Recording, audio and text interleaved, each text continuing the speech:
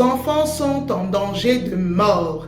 Telle est la prophétie que le Seigneur a eu à me donner après une succession de songes sur les enfants. C'est que je parle de la mort, mais j'ai vu plusieurs esprits et je vais en parler aujourd'hui. Et c'est pourquoi je voudrais vraiment attirer l'attention de chaque parent, que vous soyez parent ou que vous soyez futur parent, ou même que vous soyez un enfant, un adolescent, sachez que ce message est pour vous. Dans les temps dans lesquels nous sommes, il est important de toujours vraiment être en alerte avec tout ce que nous recevons du Seigneur, parce qu'au travers du prophétique, on a l'information sur les temps dans lesquels nous sommes. J'ai vu un acharnement et un déchaînement même de l'ennemi sur plusieurs formes en ce qui concerne les enfants. Mais pourquoi les enfants? Tout simplement parce que les enfants, c'est l'espoir de demain. Les enfants, c'est la relève. Les enfants, ce sont ceux-là qui sont des héritiers. Que ce soit dans le plan spirituel ou que ce soit dans le plan même physique, les enfants sont l'avenir tout simplement de demain. Et une fois vraiment qu'on finit avec les enfants, c'est clair que par la suite, il n'y a pas de lendemain. On a l'impression ici qu'on est en train d'arriver à un certain chaos. Imaginez peut-être une nation, on est ici face à quelque chose même dans ce monde, avec la Russie, où il faut vraiment qu'il y ait la relève, où on demande vraiment que les femmes puissent s'accoucher, parce que si on arrête d'enfanter, le monde s'arrête. Est-ce que vous comprenez un peu cette réalité? Et ici, j'ai vu un acharnement sur les enfants avec plusieurs songes. Je ne peux pas parler de tous les songes, mais je vais vraiment prendre certains parce que j'en ai eu plusieurs. Que ce soit en songe nocturne, que ce soit même dans les extases que j'ai eu à vivre, le Seigneur m'a montré un déchaînement vraiment de l'ennemi sur les enfants. Et je crois vraiment que 2025, étant une année vraiment hautement prophétique, hautement spirituelle, étant une année spirituelle de haute spiritualité, si je peux même le dire ainsi, il faut comprendre qu'il y a beaucoup de choses qui vont se faire, qui vont commencer en cette année 2025. Donc soyez vraiment très très vigilants, très très attentifs au temps dans lesquels nous sommes, et ne soyons pas dans l'inconscience en pensant que oui, les années se suivent et se ressemblent. Ça ne se ressemble pas du tout. 2025 vient avec son lot, je ne vais pas dire de problème. De toute façon, chaque année vient avec son lot, que ce soit de bienfaits, que ce soit des choses aussi particulières. Mais en tant qu'une personne spirituelle, en tant qu'une personne qui connaît la réalité divine, on se doit de comprendre les temps dans lesquels nous sommes, non pas parce que le jour se lève et que la nuit tombe, mais tout simplement parce qu'il y a une saison prophétique pour toutes choses. Alors, qu'est-ce que j'ai vu dans les songes? J'ai vu premièrement la sorcellerie à un haut niveau. Ici, je parle de sorcellerie, mais je ne parle pas juste d'une sorcellerie d'une sorcellerie noire qui est rattachée, à la magie noire. Mais je parle ici vraiment de quelque chose qui s'étend dans tous les pays, dans tous les continents. Quelque chose qui s'étend. Et là,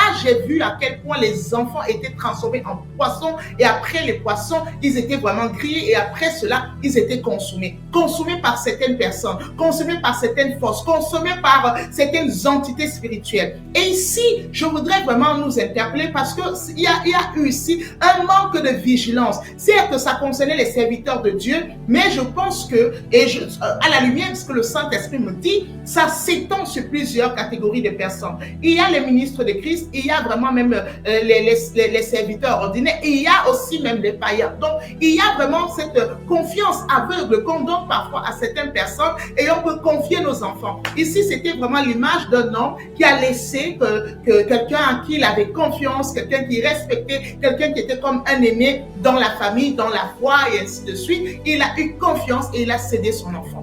Lorsque vous n'avez pas une conviction spirituelle, une conviction du Saint-Esprit, faites attention à vos enfants. Ne les donnez pas à n'importe qui, de peur vraiment que ces enfants ne deviennent vraiment entre les mains de ceux-là qui les prennent, ne deviennent vraiment un poisson consommable, quelque chose consommable, parce que la mort est en train de souffler, la mort est en train de vouloir tomber vraiment sur nos enfants. Et par la suite, il y a cet envoûtement-là. Un envoûtement. On veut envoûter aussi les enfants. Il y a un esprit d'envoûtement qui est répandu et qui a pour cible les enfants. Parce qu'une fois que les enfants sont sous un joug d'envoûtement, il faut savoir ici que les enfants vont grandir avec vraiment une programmation mentale qui fera en sorte qu'ils ne savent même plus distinguer le vrai du faux, le bon du mal, et ainsi tout est mélangé comme ça. On est ici victime même aujourd'hui à des situations terribles dans lesquelles on voit que même les enfants commencent à tolérer, ne comprennent même pas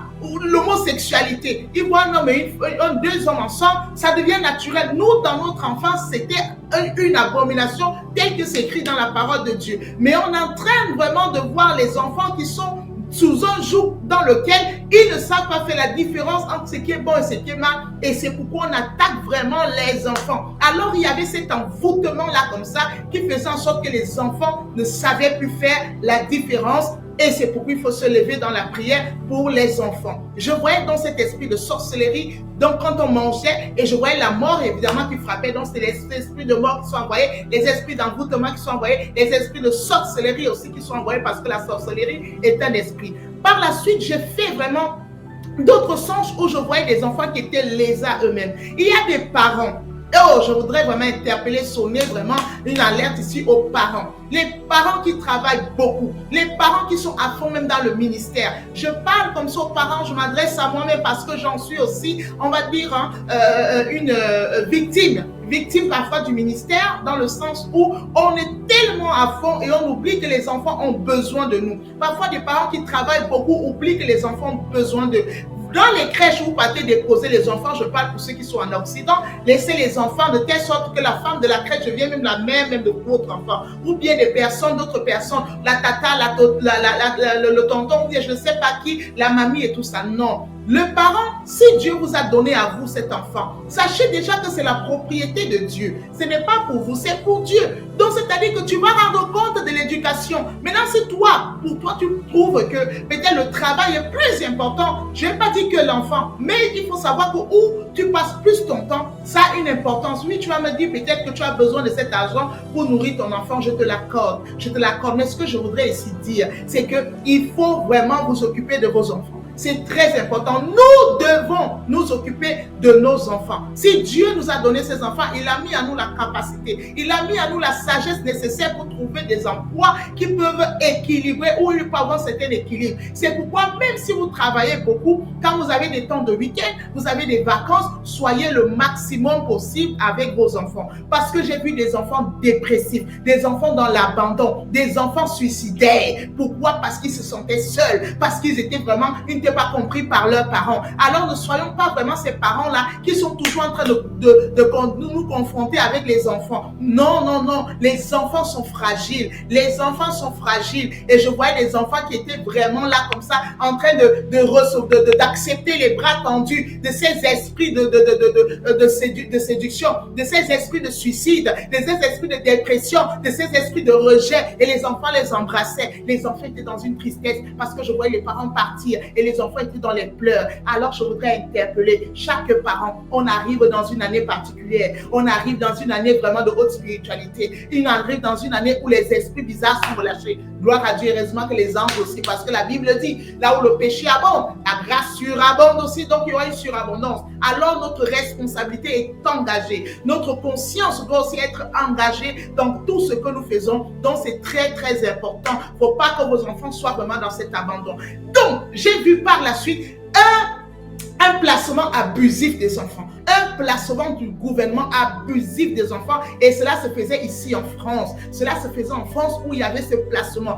Toujours un acharnement sur les enfants, que ce soit des enfants même des serviteurs de Dieu, que ce soit des enfants des chrétiens, que ce soit des enfants vraiment même de ceux-là qui ne croient pas, mais je vois un déplacement abusif, je dis bien abusif. Certes, c'est déjà d'actualité, mais il y aura vraiment une montée, une poussée encore plus importante de ces placements abusifs. Donc faites très attention, soyez très vigilants, ne soyez pas des personnes qui parlent n'importe comment, que ce soit aux services sociaux, que ce soit aux services de renseignement. Non, sachez bien dire les choses telles qu'elles sont de manière propre, claire et surtout très très sage. Laissez vraiment que le discernement soit votre meilleur ami en ces temps dans lesquels nous sommes. Parce que j'ai vu des placements tellement abusifs, non pas dans le but d'aider l'enfant, mais vraiment dans le but d'arracher l'enfant à son parent pour aller donner une éducation qui va correspondre au temps dans lequel nous sommes, non pas pour la cause de Dieu, évidemment que non, mais ce sera vraiment pour un détournement et pour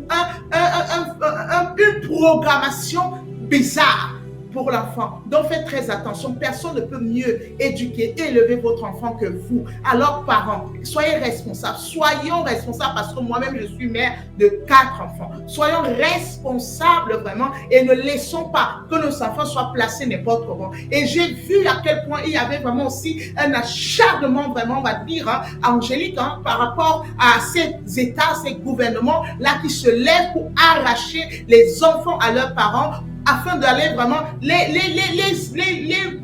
livrer tout simplement à l'ennemi. Les livrer pourquoi? Que ce soit au niveau de l'éducation, que ce soit au niveau des abus. Il y a tellement de choses qui sont comme ça. Donc, nous avons cette responsabilité. Je me devais de partager vraiment ces choses que je reçois et je peux vous assurer, je le partage peut-être avec une certaine émotion, avec une certaine assurance, mais quand je l'ai vu, quand le Seigneur me montre cela, c'est vraiment, je peux vous assurer, très terrifiant. Ça fait peur, si je peux le dire ainsi, même si on ne doit pas avoir peur, mais c'est pour dire à quel point le Seigneur ici est en train de me dire vraiment, parle. Il faut vraiment que les gens prennent conscience de cela. Il faut que les gens se réveillent. Regarde ton enfant de manière différente. C'est pourquoi moi-même, j'ai tout un groupe, toute une équipe de prière. Je suis responsable responsable et visionnaire d'un réseau d'église et on se lève dans la prière pour prier. Donc même si je ne vais pas te dire comme si tu ne pries pas, mais j'ai comme la responsabilité à la lumière vraiment de ce que Dieu a mis dans ma vie, dans l'appel sur ma vie, de me lever dans la prière. Donc je prie, nous prions vraiment, nous allons passer un temps de jeûne et nous allons continuer de prier vraiment à la lumière de ces prophéties. Mais toi tu es parent, on ne peut pas seulement rester là prier, mais on doit aussi agir. Alors toi qui es parent,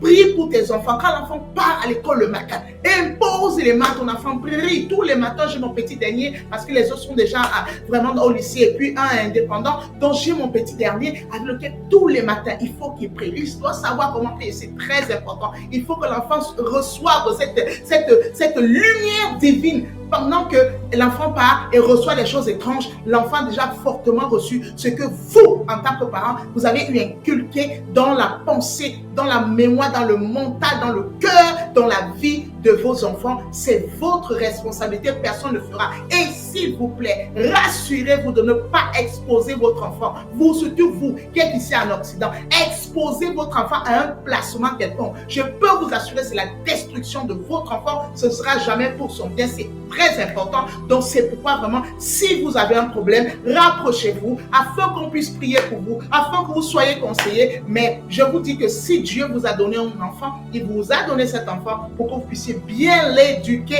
et vous avez les capacités, le potentiel nécessaire pour cela. Alors, je vous invite à rejoindre vraiment cette équipe de prière qui se lève pour prier pour les enfants de l'Église universelle, cette équipe de prière qui se lève pour prier pour les enfants vraiment du monde, cette équipe de prière qui peut, même si vous ne priez pas dans le groupe, vous pouvez prier de là où vous êtes. Donc ne vous limitez pas à votre enfant. Pensez à l'église locale dans laquelle vous êtes. Pensez à vos familles, c'est très important. Pensez vraiment aux gens de votre village, famille même élargie. Pensez à votre pays, pensez vraiment à l'église universelle, pensez au monde, car les enfants n'ont rien demandé pour être là. Donc, je vais m'arrêter ici et je vous bénis dans le nom puissant de Jésus. Si vous avez été bénis, si vous avez été édifiés, n'hésitez pas à vous abonner sur cette chaîne afin vraiment que la communauté grandisse encore. Abonnez-vous et partagez vraiment cette vidéo pour bénir un parent ou un futur parent, même un enfant.